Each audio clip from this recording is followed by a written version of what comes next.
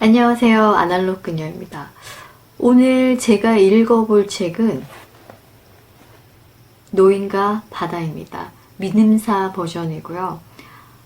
사실 세상에는 좋은 책이 너무 많기 때문에 고르기가 쉽지 않겠지만 인생책을 골라보라고 한다면 당연히 후보에 들어갈 책입니다. 이 책이 일단 되게 놀라운 것은 긴 이야기 안에 인물, 사건, 배경이 모두 아주 미니멀하게 되어 있다는 데 있습니다. 인물은 소년 마놀린이 등장하기는 하지만 노인 산티아고가 90% 이상을 차지하고 있고요. 물론 청새치와 상어들이 나오긴 하지만요. 그리고 배경의 90% 이상은 바다입니다. 또 사건 또한 아주 단순합니다. 노인이 일생일대의 가장 큰 수확, 청새치를 잡게 되지만 상어들에게 모두 뺏기고 만다. 이 단순함을 재료로 그 긴 이야기를 이어가는 면면에서 정말 대가의 솜씨에 감탄을 하게 됩니다. 그리고 초반에 주인공에 대한 이미지 구축이 단 몇 문장들로 해결이 되는데 그런 부분에서도 대범함이 느껴지지 않을 수 없습니다. 84일 동안 고기 한 마리 잡지 못한 노인, 현재 그의 인생에서 유일한 동반자인 소년마저 그래서 함께하지 못하니까 그 고독의 망망대해 위에서 그는 정말이지 혼자에게 되는 것입니다.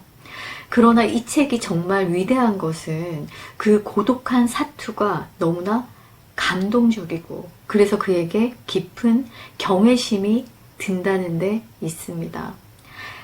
사실 이런 책, 이게 중편으로 분류되긴 하지만 이런 장편 소설들은 유튜브 상에서 읽기가 쉽지는 않아요.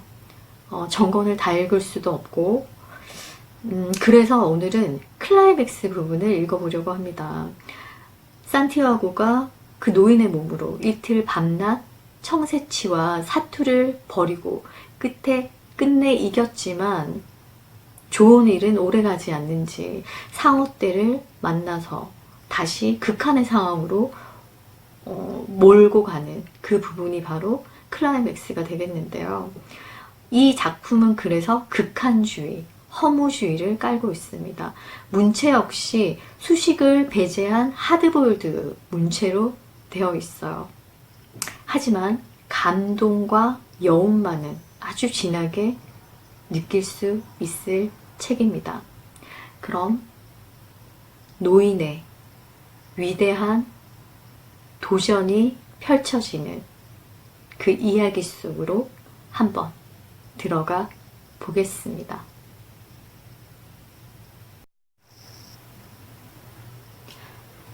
이제 노인은 실제로 고기가 있는 데다 자신의 손과 등이 아파서 꿈이 아니라는 사실을 잘 알고 있었다. 두 손의 상처는 곧 낫겠지 하고 그는 생각했다. 피를 깨끗이 닦아냈으니 소금물이 낫게 해줄 거야. 만에 깊은 바닷물보다 더 좋은 약은 없지. 이제 나는 오직 정신을 똑바로 차리고 있기만 하면 되는 거야. 두 손은 할 일을 모두 잘 끝냈고 우리는 지금 무사히 항구로 돌아가는 중이야. 고기는 아가리를 굳게 다물고 꼬리를 꼿꼿이 아래 위로 흔들면서 우리는 지금 마치 형제처럼 항해하고 있지 않은가. 그런데 그때 노인의 머리가 다시 약간 흐려지기 시작했다. 고기가 나를 데려가고 있는 건가? 아니면 내가 고기를 데려가고 있는 건가? 하고 그는 생각했다. 만약 내가 고기 뒤에 두고 끌고 가고 있는 것이라면 아무런 문제가 없어. 고기놈이 모든 위험을 잃어버린 채 지금 배 안에 있다고 해도 역시 아무런 문제가 없지. 하지만 고기와 배는 지금 서로 묶인 채 나란히 항해하는 중이야. 만약 고기놈이 나를 데리고 가는 거라면 그렇게 하라지 하고 그는 생각했다. 나는 꾀가 있어 저놈보다 나은 것일 뿐 저놈은 내게 아무런 적의도 품고 있지 않았거든. 그들은 순조롭게 항해를 계속했고 노인은 두 손을 소금물에 적시면서 정신을 똑바로 차리려고 애썼다. 하늘 높이 뭉게구름이 떠있고 그 위에 엷은 새털구름이 많이 떠있었는데 노인은 이것이 밤새도록 미풍이 불어댈 징조임을 알고 있었다. 그는 그것이 꿈이 아닌 현실이라는 것을 확인이라도 하려는 듯이 줄곧 고기를 바라보았다. 최초의 상어가 습격해온 것은 그로부터 1시간 뒤의 일이었다. 상어는 우연히 나타난 것이 아니었다. 먹구름 같은 시커먼 피가 1km 반쯤 되는 깊은 바닷속으로 조용히 퍼져나갔을 때부터 상어는 이미 심연에서 위쪽으로 올라왔던 것이다. 상어는 무섭게도 빨리 아무런 거리낌 없이 올라와 푸른 수면을 가르고 햇살 속에 몸을 드러냈다. 그런 뒤에 다시 바닷속으로 들어가 피냄새를 맡으며 배와 고기가 가고 있던 항로를 따라 헤엄치기 시작했다. 상어는 가끔 냄새를 놓쳐버리기도 했다. 그러나 이내 냄새를 찾아내고 아무리 희미한 김이라도 발견해내어 빠른 속도로 맹렬히 배를 뒤쫓아왔다. 덩치가 아주 큰 마코상어로 바다에서는 가장 빨리 헤엄칠 수 있는 놈인데다 주둥이를 제외하고는 나무랄 데 없이 아름답게 생긴 놈이었다. 등은 황새치처럼 푸르고 배때기는 은빛을 띠며 가죽은 매끈하고 아름다웠다. 지금 수면 아래에서 높다란 등 지느러미를 조금도 움직이지 않고 칼날처럼 물을 가르듯 빠르게 헤엄치는데 꽉 담은 큼직한 주둥이를 빼놓고는 형태가 일반 황새치와 비슷했다. 이중으로 된 입술 안쪽에는 이빨 8줄이 안쪽으로 비스듬히 박혀 있었다. 대부분의 상어처럼 피라미드 모양의 이빨이 아니었다. 사람 손가락을 매 발톱처럼 오그린 모양을 하고 있었다. 노인의 손가락 길이만한 이빨은 양쪽 가장자리가 마치 면도날처럼 날카롭게 날이 서 있었다. 바다에 사는 고기라면 어떤 고기든지 모조리 잡아먹을 것 같이 생겼고 속력이나 힘이나 무기면에서 다른 고기들은 도저히 이놈을 당해낼 재간이 없었다. 지금 그런 놈이 좀 더 신선한 피냄새를 맡고 푸른 지느러미로 속력을 내며 획획 물을 가르고 있었다. 노인은 이놈이 다가오는 것을 보았을 때 바다에서는 아무것도 두려운 것이 없고 하고 싶은 대로 해치우는 상어라는 것을 알았다. 상어가 다가오는 것을 지켜보면서 작사를 준비하고 밧줄을 단단히 묶었다. 그러나 고기를 배에 붙들어 매느라고 끊어 썼기 때문에 밧줄은 그만큼 짧았다. 이제 노인의 머리는 맑을 대로 맑아졌고 단호한 결의로 흘러넘쳤지만 희망은 별로 없었다. 좋은 일이란 오래가지 않는 법이거든 하고 그는 생각했다. 그는 상어가 가까이 다가오는 것을 지켜보면서 큰 고기를 힐끗 바라보았다. 차라리 꿈이었으면 좋았을걸 하고 그는 생각했다. 상어가 공격해 오는 걸 막을 수는 없지만 혹시 해치울 수 있을지는 몰라. 에이, 텐두소, 놈 하고 그는 생각했다. 빌어먹을 놈의 자식 같으니. 상어는 날쌔게 고물 쪽으로 다가왔고 그놈이 큰 고기를 공격했을 때 노인은 쩍 벌린 아가리와 이상 야릇한 눈알 그리고 이빨을 쩔꺽거리면서 큰 고기의 꼬리 바로 윗부분을 물어뜯는 것을 보았다.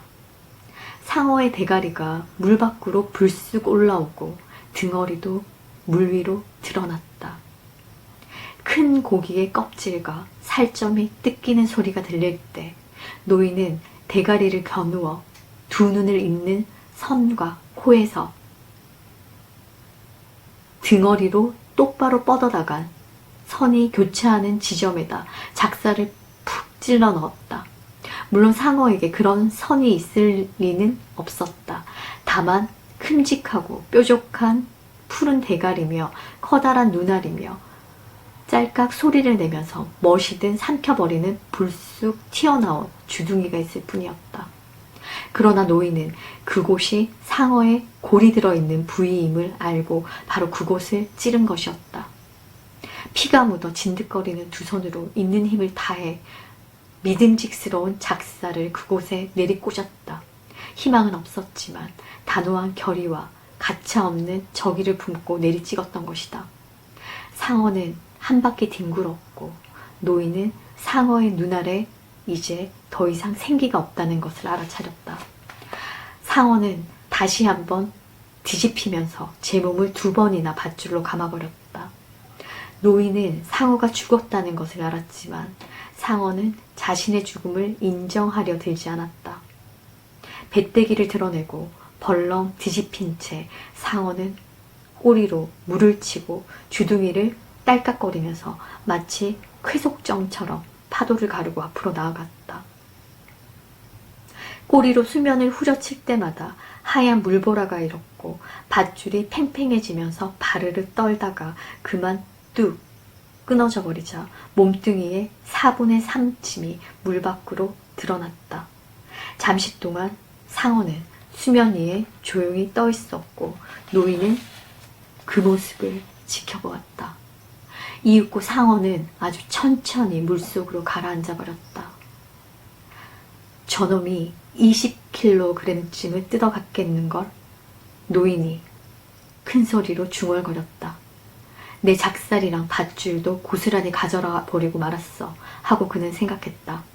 내 큰 고기가 또다시 피를 흘리고 있으니 다른 상어떼가 몰려오겠지. 노인은 몸뚱이가 뜯겨 성하지 않게 되어버린 고기를 이제 더 이상 바라보고 싶지가 않았다. 고기가 습격을 받았을 때 마치 자신이 습격받은 듯한 느낌이 들었다. 하지만 나는 내 고기를 공격한 상어를 죽였어 하고 노인은 생각했다.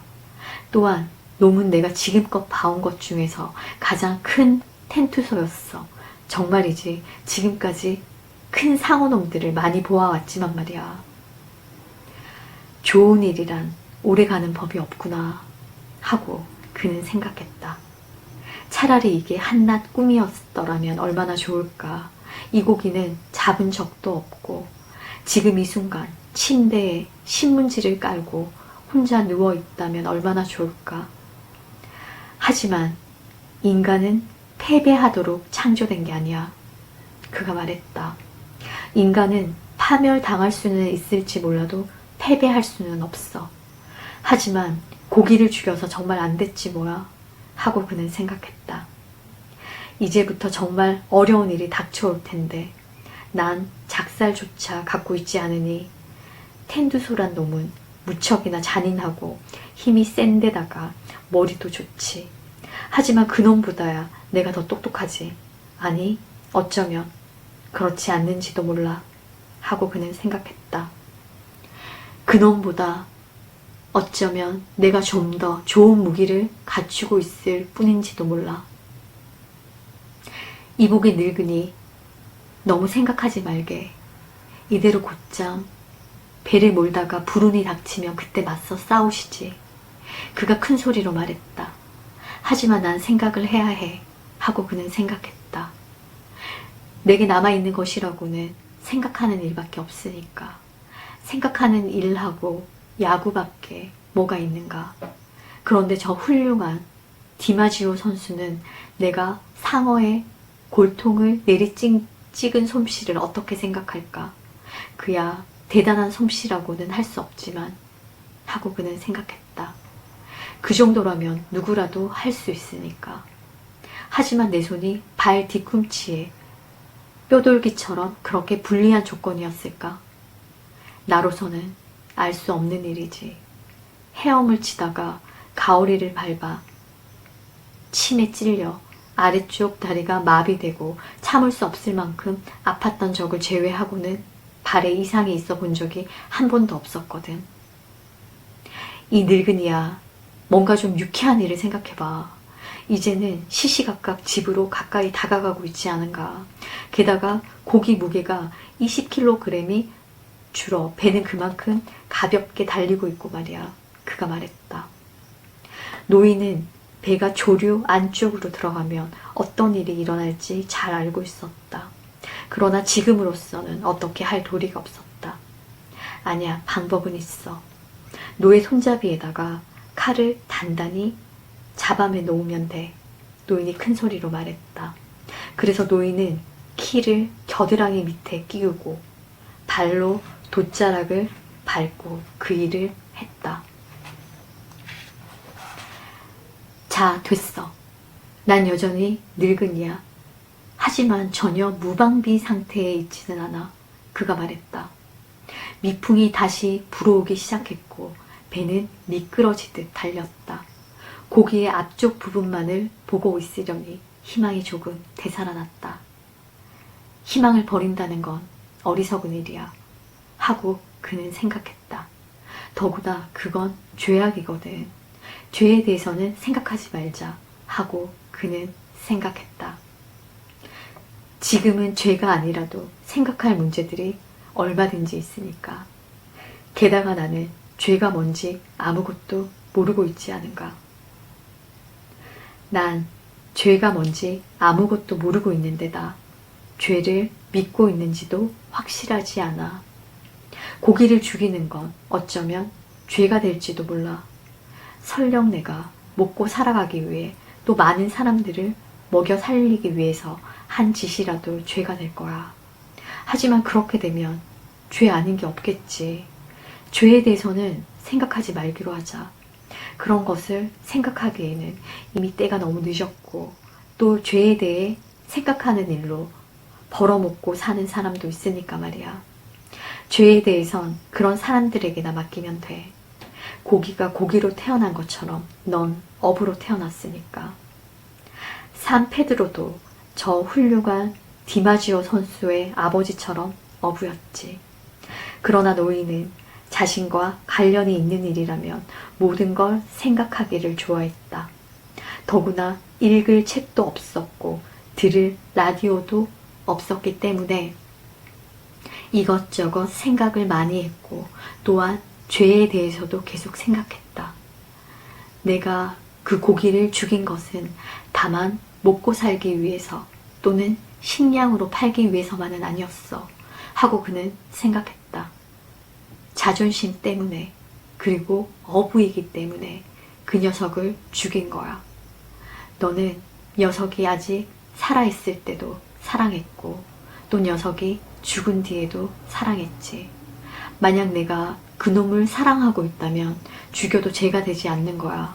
아니, 오히려 더 무거운 죄가 되는 걸까? 이 늙은이야, 생각을 너무 많이 하는군. 그가 큰 소리로 말했다. 하지만 넌 텐투소를 죽였을 때 죽이는 걸 즐기고 있었잖아. 하고 노인은 생각했다. 그 녀석도 너처럼 산고기를 먹고 사는 동물이야. 그놈은 다른 상어들처럼 썩은 고기를 먹는 놈도 아니고 개걸스럽게 먹어치우기만 하는 대식가도 아니야. 아름답고 고결하고 아무런 두려움도 모르는 놈이야. 내가 그 녀석을 죽인 건 정당방위였어. 그리고 정당한 방식으로 죽였다고 노인은 큰 소리로 말했다. 더구나 이 세상의 모든 것은 어떤 형태로든 다른 것들을 죽이고 있어 하고 그는 생각했다. 고기를 잡는 일은 나를 살려주지만 동시에 나를 죽이기도 하지. 그 소녀는 나를 살려주고 있어 하고 노인은 생각했다. 나 자신을 너무 속여서는 안 되지. 노인은 배점 밖으로 몸을 내밀고 상어한테 물어뜯긴 고기의 살점을 조금 잡아뗐다. 그 점을 씹으면서 고기의 질과 맛을 음미했다. 육류처럼 단단하고 물기가 많았지만 빛깔이 붉지는 않았다. 힘줄도 없어서 시장에 내다 팔면 가장 비싼 값을 받을 수도 있을 것 같았다. 그러나 바닷물 속의 피냄새를 없앨 도리가 없었으며 노인은 최악의 사태가 다가오고 있다는 사실을 알아차리고 있었다. 미풍이 계속 불어왔다. 바람의 방향이 북동쪽으로 조금 바뀌었지만 노인은 바람이 자지는 않을 것이라고 믿고 있었다. 멀리 앞쪽을 바라다 보았지만 돛 그림자 하나, 선체 그림자 하나, 배에서 피어오르는 연기 한 줄기 보이지 않았다. 다만 이물 쪽에서 양쪽으로 이리저리 날뛰는 날치와 물에 떠다니는 누런 모자 반 속 해조더미가 보일 뿐이었다. 심지어 새 한 마리조차 볼 수 없었다.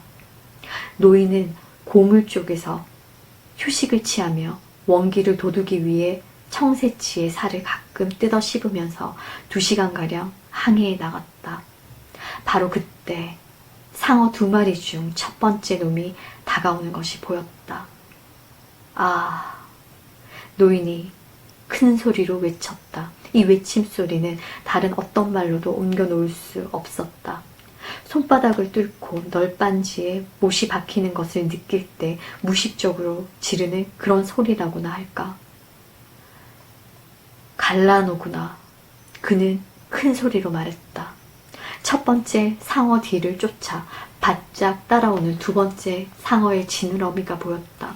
삼각형 모양의 갈색 지느러미와 빗자루로 휩쓸고 가는 듯한 꼬리의 움직임으로 보아 코가 삽처럼 생긴 상어라는 것을 알 수 있었다. 놈들은 냄새를 맡고 흥분해서 어쩔 줄 몰라 하고 있었고 배가 너무 고파 멍청해졌는지 냄새를 놓쳤다 찾았다 하고 있었다. 그러면서 놈들은 점점 더 가까이 다가오고 있었다. 노인은 재빨리 돛줄을 붙들어매고 키가 움직이지 않도록 단단히 고정시켰다. 그러고 나서 칼을 잡아맨 노를 집어들었다. 두 손이 아파서 제대로 움직이지 않았기 때문에 될 수 있는 대로 살며시 그것을 들어 올렸다. 그런 뒤 노를 쥔 채 두 손의 통증을 풀어보려고 번갈아 폈다 오므렸다 했다. 두 손의 통증에 아랑곳하지 않으려고 힘껏 손을 움켜쥐고는 상어들이 가까이 다가오는 것을 지켜보았다. 넓적하고 평평한 삽처럼 생긴 머리통이 보였고 끄트머리가 휘고 널찍한 가슴 지느러미도 보였다. 언제나 지독한 악취를 내뿜는 밉살스러운 이놈들은 다른 고기들을 직접 죽여서 먹기도 하고 썩은 고기를 먹기도 한다. 배가 고프면 노도 좋고 키도 좋고 아무거나 닥치는 대로 물어뜯는다. 바다 거북이 물 위에 떠서 잠자고 있을 때 다리를 잘라먹고 달아나는 것도 바로 이놈들이다. 이놈들은 배가 고프면 피냄새나 생선 비린내가 나지 않아도 물속에 있는 사람에게까지 덤벼든다. 아, 갈라노 놈아, 이 갈라노 놈아, 어디 덤빌 테면 덤벼보아라. 노인이 외쳤다. 상어들이 다가왔다. 그러나 이놈들은 마코 상어처럼 덤벼들지는 않았다. 그중 한 놈이 갑자기 몸을 뒤집어 배 밑으로 자취를 감추어버렸는데 노인은 상어놈이 고기를 물어뜯고 잡아당길 때 배가 흔들리는 것을 느낄 수 있었다. 다른 한 놈은 가늘게 찢어진 누런 눈깔로 노인을 빤히 쳐다보더니 잽싸게 다가와 반달 모양의 주둥이를 쩍 벌리고 이미 뜯겨나간 살 쪽을 잽싸게 덮쳤다. 골과 척추가 연결된 갈색 머리통과 등 위에 선이 뚜렷이 드러났다. 노인은 그곳을 향해 노에 메어 놓은 칼을 푹 찌르고 난 뒤 뽑아서 이번에는 고양이 눈깔 같은 누런 눈알을 향해 다시 한 번 더 내리찔렀다. 상어는 고기에게서 미끄러지듯 떨어져 나가며 죽으면서도 물어뜯은 살조각을 삼키고 있었다. 또 다른 상어가 배 밑에서 고기를 물어뜯고 있었기 때문에 배는 여전히 흔들렸다. 노인이 잽싸게 돛줄을 풀어 배가 옆으로 돌자 상어가 물밑에서 모습을 드러냈다. 상어를 보자 그는 재빨리 배점 밖으로 몸을 내밀어 상어에게 일격을 가했다. 그러나 상어의 몸뚱이를 쳤을 뿐 껍질이 단단하여 칼이 제대로 뚫고 들어가지 못했다. 세게 찌르는 충격으로 그의 두 손뿐만 아니라 어깨까지 아팠다. 그러나 상어는 물 밖으로 대가리를 내밀고 재빨리 다가왔고 노인은 상어가 코를 물 밖에 내놓고 고기를 물어 뜯을 때 납작한 대가리 한복판을 정통으로 찔렀다. 노인은 칼을 뽑아 다시 한번 똑같은 부위를 찔렀다. 그러나 상어는 여전히 갈고리처럼 굽은 주둥이로 고기에 매달렸고 그러자 이번에는 그놈의 왼쪽 눈을 칼로 푹 쑤셨다. 그래도 상어는 여전히 고기에 매달려 있었다. 그래도 모자라느냐? 노인은 이렇게 말하고 이번에는 척추와 골통 사이에 칼날을 내리꽂았다. 이번에는 힘이 덜 들었고 연골이 갈라지는 것이 느껴졌다. 노인은 노를 거꾸로 잡고는 상어의 주둥이 속에다 노깃을 비틀어 놓고 아가리를 벌렸다. 노를 한 바퀴 비틀자 상어가 미끄러지듯 떨어져 나갔다. 그러자 노인은 이렇게 말했다. 잘 가거라 갈라놓은 놈아. 바다 밑으로 1km 반쯤 깊숙이 가라앉아라. 가서 내 친구를 만나보렴. 아니면 내 어미를 만나거나. 노인은 칼날을 닫고 노를 내려놓았다. 그리고는 돛줄을 찾아내 동여매었고 돛에 바람을 가득 싣고 항로를 따라 배를 달리게 했다. 놈들이 고기 4분의 1은 뜯어간 것 같군. 그것도 가장 좋은 부위를 말이야. 노인은 큰 소리로 말했다. 차라리 이 일이 꿈이었더라면 좋았을걸. 또 이 고기를 잡지 않았었더라면 좋았을걸. 고기야, 너한테는 정말 미안하게 되었구나. 그래서 모든 게 엉망이 되어버렸던 거야. 그는 말을 멈추었고 이제 더 이상 고기를 바라보고 싶지 않았다. 피가 빠져나가고 바닷물에 깨끗이 씻긴 고기는 거울의 뒷면처럼 은색을 띠고 있었으나 줄무늬만은 아직도 선명했다. 고기야, 난 이렇게 멀리 나오지 말았어야 했는데 너를 위해서나 나를 위해서나 말이다. 고기야, 미안하구나. 그가 말했다. 자, 하고 노인은 자신에게 말했다. 칼을 잘 잡아맸는지 점검해보고 혹 끈이 끊어진 데가 없는지 살펴봐야지. 놈들이 계속 더 몰려들 테니 손도 제대로 쓸 수 있도록 해둬야겠어. 칼을 갈 숫돌이 있으면 좋으련만. 노인은 노 끝부분에 묶은 끈을 살펴보고 나서 말했다. 숫돌을 가지고 올 걸 그랬어. 갖고 왔어야 할 것이 많군. 하고 그는 생각했다. 하지만 이 늙은이야, 넌 그것들을 가지고 오지 않았잖아. 지금은 갖고 오지 않은 물건을 생각할 때가 아니야. 지금 갖고 있는 물건으로 뭘 할 수 있는지 생각해보란 말이다. 자넨 여러모로 좋은 충고를 해주는군. 하지만 이젠 그것도 신물이 났어. 그가 큰 소리로 말했다. 배가 앞으로 나아갈 때 노인은 겨드랑이 밑에 키를 끼우고 물속에 두 손을 담갔다. 마지막 놈이 얼마나 많이 뜯어먹었는지 모르겠군. 그가 말했다.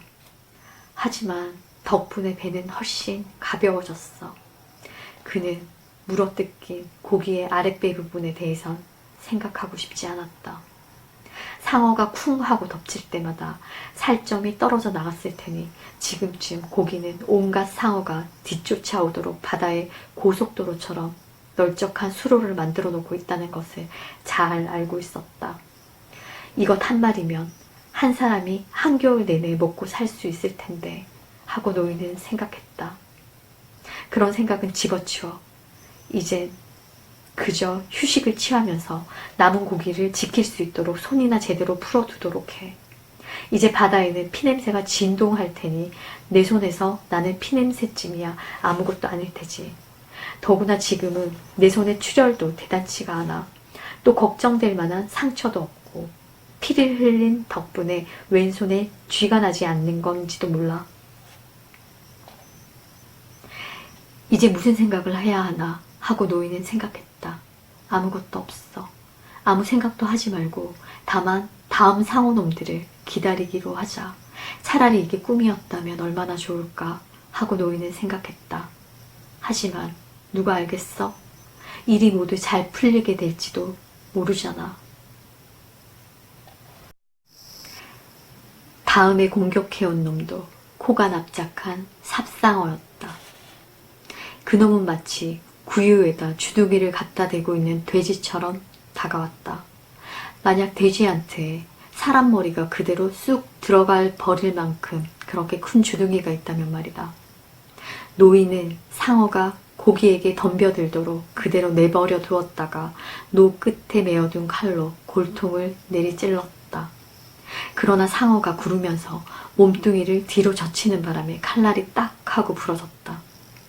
노인은 자리에 앉아서 키를 잡았다. 큼직한 상어는 처음에는 실물 크기로 보이다가 차츰 작아지더니 나중에는 아주 조그마한 점이 되어 천천히 물속으로 가라앉아 버렸는데 노인은 그 모습을 보지 않았다. 그런 광경은 언제나 노인을 사로잡았었다. 그러나 지금은 거들떠보지도 않았다. 아직 작살이 남아있어. 하지만 별로 소용이 없을 거야. 그래도 노 2개에 키 손잡이와 짤막한 몽둥이가 한 개 있어. 노인이 말했다. 이제 난 상어놈들한테 완전히 지고 말았구나 하고 노인은 생각했다. 이제 너무 늙어서 몽둥이로 상어를 때려 죽일 만한 힘도 없어. 그렇지만 내게 노와 짤막한 몽둥이와 키 손잡이가 있는 한 끝까지 싸워볼 테다. 노인은 다시 2 손을 바닷물 속에 담갔다. 벌써 오후가 저물어 가고 있었고 바다와 하늘 밖에는 아무것도 보이지 않았다. 바람은 전보다 훨씬 세차게 불고 있었고 그래서 그는 어서 묻히 보이기를 바랐다. 이 늙은이야, 너는 지쳐있단 말이야. 속속들이 지치고 만 거야. 그가 말했다. 상어떼가 또다시 공격해온 것은 해가 떨어지기 직전이었다. 노인은 고기가 물속에 만들어 놓은 것이 틀림없는 널찍한 수로를 따라 쫓아오고 있는 갈색 지느러미들을 보았다. 이미 그놈들은 냄새를 찾아 이리저리 헤매지도 않았다. 어깨를 나란히 하고 똑바로 배를 향해 헤엄쳐오고 있었다. 노인은 키를 고정시키고 돛줄을 단단히 동여맨 다음 손을 뻗어 고물 밑창에서 몽둥이를 찾아냈다. 그것은 부러진 노를 60cm가 넘는 길이로 자른 노의 손잡이였다. 손잡이가 있어서 한 손으로도 쉽게 다룰 수 있었다.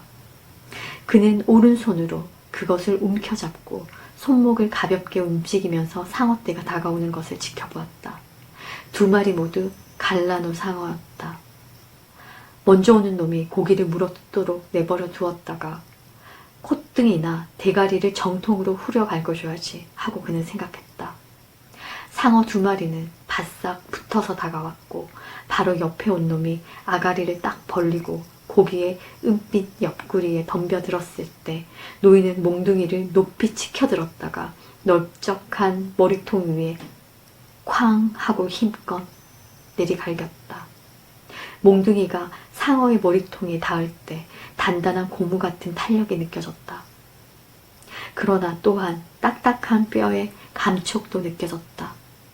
그는 상어가 고기한테서 스르르 미끄러져 떨어지는 순간 다시 한번 세차게 콧등을 힘껏 후려 갈겼다. 또 1 마리는 가까이 다가왔다가 멀리 떨어졌다가 하다가 입을 딱 벌리고 다시 가까이 덤벼들었다. 그놈이 고기에게 덤벼들어 덥석 물었다가 입을 다물 때 주둥이 옆으로 살점이 허옇게 떨어져 나가는 것을 보였다. 노인은 힘차게 몽둥이를 휘둘러 그놈의 골통만을 내려쳤지만 상어는 그를 한번 힐끗 바라보고 고기의 살을 물어뜯었다. 상어가 고기를 삼키려고 뒤로 물러날 때 또다시 그놈을 향해 몽둥이를 내리쳤지만 육중하고 단단한 고무 같은 탄력만 느껴질 뿐이었다. 갈라노 놈아, 이리 덤벼라.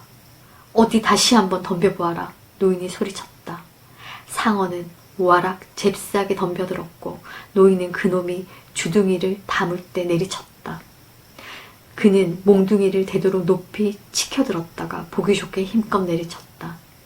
이번에는 상어의 골통 아래쪽 뼈에 맞는 것이 느껴졌으며 상어가 굼뜨게 살점을 물어뜯고 고기에게서 서서히 물러날 때 또다시 같은 부위를 후려쳤다. 노인은 상어가 다시 한번 공격해 오려니 하고 지켜보았지만 두 놈 모두 나타나지 않았다. 잠시 후 한 놈이 수면 위에서 빙글빙글 원을 그리며 헤엄치고 있는 것이 보였다. 다른 놈은 이제 지느러미조차 보이지 않았다. 놈들을 죽이는 것까지야 기대할 수 없지 하고 노인은 생각했다. 아마 한창 때 같았으면 틀림없이 죽일 수도 있었을 테지만 하지만 두 놈 모두에게 심한 상처를 입혔으니까 성하지는 못할 거야. 두 손으로 몽둥이를 휘두를 수만 있었다면 첫 번째 놈은 확실히 죽였을 텐데 이렇게 늙었어도 말이야 하고 그는 생각했다. 노인은 도무지 고기를 바라볼 생각이 들지 않았다. 이미 절반은 물어뜯겨 없어졌으리라는 것을 잘 알고 있었기 때문이다. 그가 상어떼와 싸우는 동안 해는 벌써 떨어져 버렸다. 이제 곧 어두워지겠는걸. 그럼 이제 아바나의 불빛이 보이겠지. 혹시 너무 동쪽으로 나왔다면 새로운 해안의 불빛이 보일 테고. 그가 말했다. 이제 그다지 멀리 떨어져 있지는 않을 텐데 하고 노인은 생각했다. 아무도 나 때문에 걱정을 하지 않았으면 좋겠는데 물론 그 아이는 내 걱정을 하고 있을 거야. 하지만 그 아이는 확신하고 있을 거야. 늙은 어부들도 내 걱정을 할 테지. 그 밖에 다른 많은 사람도 역시 걱정하고 있겠지. 하고 노인은 생각했다. 난 정말 좋은 마을에 살고 있구나. 고기는 너무 심하게 뜯겨 있었기 때문에 노인은 이제 더 이상 고기에게 말을 걸 수가 없었다. 문득 어떤 생각이 그의 머리를 스쳐갔다. 고기는 이제 반동강이가 되었구나. 한때는 온전한 한 마리였는데 내가 너무 멀리까지 나왔어. 내가 우리 둘을 모두 망쳐버렸어. 노인이 말했다.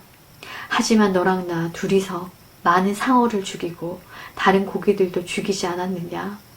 고기야, 지금까지 넌 얼마나 많이 죽였니? 대가리에 뾰족한 창날 같은 주둥이를 공연히 달고 있는 건 아니잖아.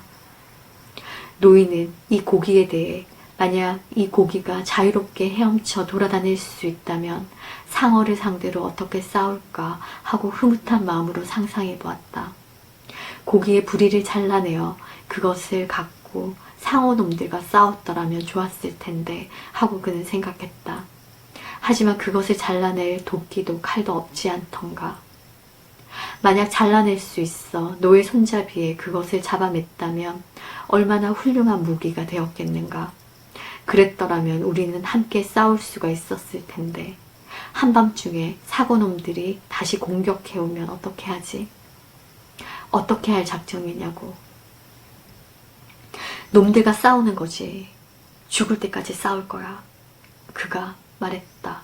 그러나 이제 날이 어두워진 데다 하늘에 비치는 환한 빛도 불빛도 보이지 않았고 다만 불어오는 바람에 돛이 한결같이 팽팽해져 있을 뿐 노인은 어쩌면 자신이 이미 죽은 몸은 아닐까 하는 생각이 들었다.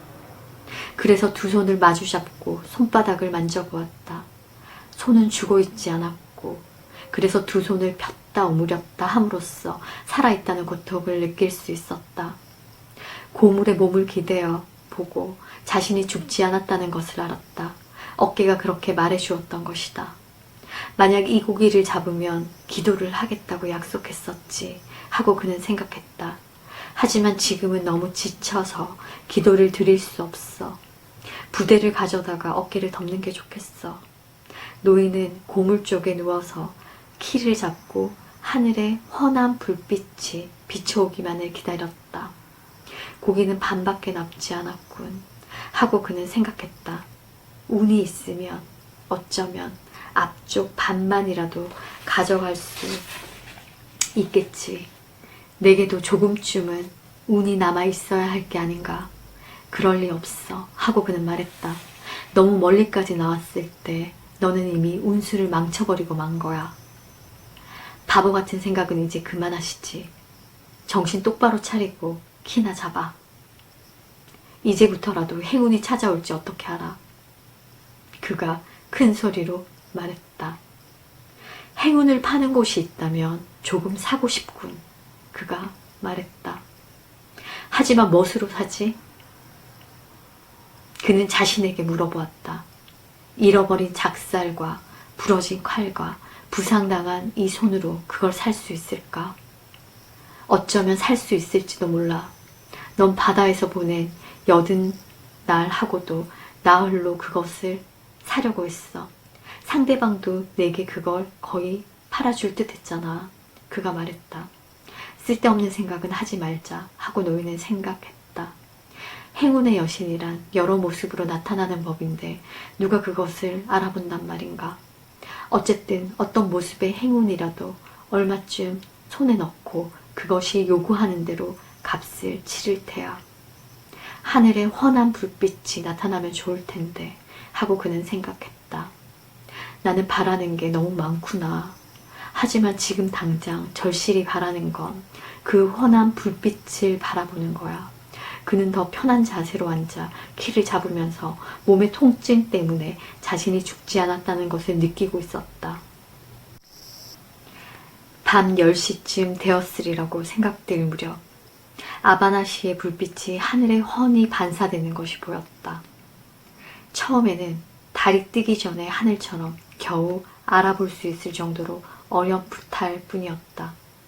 그러다가 때마침 바람이 거세게 불어오자 거칠어진 바다 너머로 이제는 불빛이 흔들리지 않고 뚜렷이 보였다. 그는 불빛이 비치는 안쪽을 향해 배를 돌리고 이제 곧 멕시코 만류의 가장자리로 틀림없이 들어갈 것이라고 생각했다. 이제 싸움은 끝났어 하고 그는 생각했다. 어쩌면 상어떼가 다시 공격해올지도 모르지. 하지만 이렇게 캄캄한 어둠 속에서 무기도 없이 상어를 상대로 어떻게 싸울 수 있단 말인가. 노인의 몸은 빳빳해지면서 아파왔고 밤의 냉기 때문에 상처가 난 곳과 긴장했던 몸 부위가 욱신거리며 쑤셨다. 더 이상 싸우지 않으면 좋으련만 하고 그는 생각했다. 제발 또다시 싸우지 않아도 된다면 오죽이나 좋을까. 그러나 자정 무렵 노인은 다시 한번 싸우게 되었고 이번에는 그것이 승산 없는 싸움이라는 것을 알았다.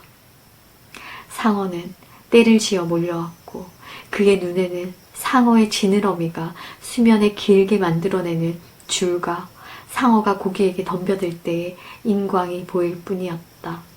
그는 상어의 대갈통을 몽둥이로 마구 후려쳤으며 상어 주둥이가 부서지는 소리를 들었고 상어가 배 밑으로 들어갈 때 배가 흔들리는 것을 느꼈다.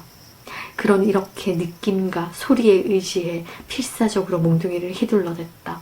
그러나 뭔가가 몽둥이를 잡는 것이 느껴지는 순간 몽둥이마저 어디론가 사라져버리고 말았다. 노인은 키에서 손잡이를 잡아 빼어 두 손으로 움켜쥐고 닥치는 대로 마구 후려갈겼다. 그러나 상어떼는 이제 이물 쪽으로 들어가서 한 놈씩 번갈아 또는 한꺼번에 덤벼들어 고기를 물어뜯었다. 상어떼가 다시 한번 덤벼들려고 되돌아 올 때 물어뜯긴 고기 살점이 바다 아래에서 밝은 빛을 내뿜고 있었다. 마침내 한 마리가 마지막으로 고기의 머리를 향해 돌진해오자 노인은 이제 모든 것이 끝장났다는 사실을 알았다. 그는 잘 뜯기지 않는 육중한 고기 대가리를 물고 있는 상어 대가리를 향해 손잡이를 내리쳤다. 한 번, 또 한 번. 그리고 다시 한번 상어의 골통을 계속 내리갈겼다. 손잡이가 부러지는 소리가 들렸지만 조각난 끝으로 힘껏 상어를 찔렀다. 살을 뚫고 들어가는 것이 느껴졌고 부러진 손잡이의 끝이 뾰족하다는 것을 알아차린 그는 그것을 다시 한번 깊숙이 찔러 박았다. 그러자 상어는 물었던 살점을 놓고 나뒹굴며 물러갔다. 그놈이 몰려들었던 상어떼의 마지막 놈이었다. 뜯어먹을 고기도 이제는 남아있지 않았다. 노인은 이제 거의 숨을 쉴 수 없을 정도였고 입속에 이상한 맛이 감돌았다. 구리 같은 들쩍지근한 맛이 느껴진 순간 노인은 덜컥 겁이 났다. 그러나 그렇게 심한 것은 아니었다. 노인은 바다에 침을 뱉으며 말했다. 이거나 처먹어라. 이 갈라놓은 놈아. 그리고 사람 죽인 꿈이나 꾸어라. 그는 이제 마침내 돌이킬 수 없을 정도로 완전히 녹초가 되고 말았다는 사실을 깨달았다. 고물 쪽으로 기어가 보니 톱니 모양으로 부러진 키 손잡이에 토막이 키 구멍에 잘 들어가 그런대로 충분히 방향을 잡을 수 있었다. 그는 부대를 어깨 위에 걸치고 배의 진로를 잡았다. 이제 배는 바다 위를 가볍게 미끄러짓 달렸다. 그에게는 아무런 생각도 아무런 감정도 떠오르지 않았다. 노인은 모든 것을 초월한 채 가능한 한 배를 요령 있게 다루어 무사히 항구에 도착할 수 있도록 몰았다. 누군가 식탁에서 음식 부스러기를 주워 먹기라도 하듯 한밤중에도 상어떼가 고기 잔해에 덤벼들었다. 그러나 노인은 상어떼에 대해서는 전혀 관심을 두지 않고 오직 키 잡는 일에만 집중했다. 배전에 달린 무거운 짐이 없어진 배가 얼마나 가볍고도 순조롭게 바다 위를 미끄러지듯 달리는지만 느낄 뿐이었다. 배에는 이상이 없구나 하고 그는 생각했다. 키 손잡이 말고는 전혀 피해가 없어. 손잡이 같은 거야 쉽게 갈수 끼울 수 있지. 노인은 이제 배가 조류 안으로 들어온 것을 느낄 수 있었고 해안을 따라 있는 마을의 불빛이 보였다. 배가 어디쯤 와 있는지 알았기에 이제 항구로 돌아가는 것은 누워서 떡먹기였다. 뭐니 해도 바람은 우리의 친구니까 하고 그는 생각했다. 때에 따라서 말이지 하고 그는 단서를 붙였다. 그리고 거대한 바다, 그곳에는 우리의 친구도 있고 적도 있지. 그리고 참 침대는 하고 그는 생각했다. 침대는 내 친구거든. 침대 말이야 하고 그는 생각했다. 침대란 참 좋은 물건이지. 녹초가 되었을 때 그렇게도 편안하게 해주지 하고 그는 생각했다. 침대가 얼마나 편안한 물건인지 예전엔 미처 몰랐었지. 한데 너를 이토록 녹초가 되게 만든 것은 도대체 뭐란 말이냐 하고 그는 생각했다. 아무것도 없어. 다만 너는 너무 멀리 나갔을 뿐이야. 그는 큰 소리로 말했다.